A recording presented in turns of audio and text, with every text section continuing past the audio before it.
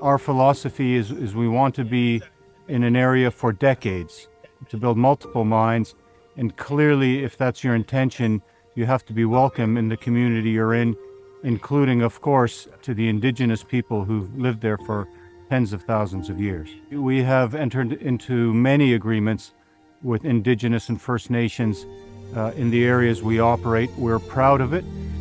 Agnico's got a great track record of actually putting these things in action. We think we can certainly learn from the broader Agnico Eagle family while we seek to expand our presence in Australia. Bakaru Wayaparrangu. It is the name of this agreement struck between Agnico Eagle and the Djaara Wurrung Clan's Aboriginal Corporation, Djaara, and it means in the Djaara Wurrung language, in the middle we meet. Because this is a compromise agreement, mining is happening on Djaara country, and this is the way where we could meet together to talk about how this could be done in a more fair and equitable way where Djaara sees some of the benefit and our country may receive more of our care.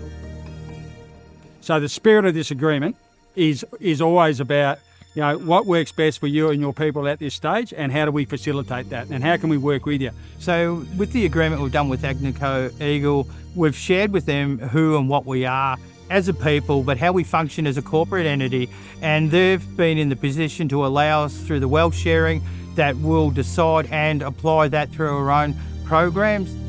It was great to see such a historic step from a mining company by choice, not by legal obligation. And this is why we offered this ceremony today, as a way of letting country, our ancestors, know and bear witness to this ceremony where we will share resources just as we shared the laws of this land with them in that ceremony. This is really a game changer for our people. We have now the opportunity to utilise funds in our self-determined way to heal our country and our people. I've been in this land for 20 years, or in and around Bendigo. What you don't know growing up, certainly what I was never told, were some of the stories about what existed before we arrived. I've learned so much about the impacts of white colonisation on this part of Australia than I ever knew before, and I'm a better person for it. The real gold that comes out of those meetings is when you start to hear the stories, and Uncle Graham or Deb or Cassie can come back and sort of tell you a bit of a story about why this is really important to us.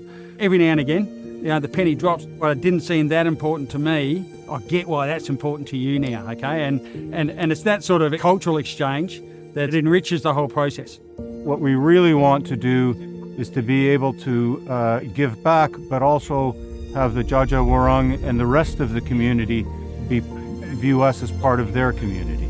We honestly think it's the right thing to do.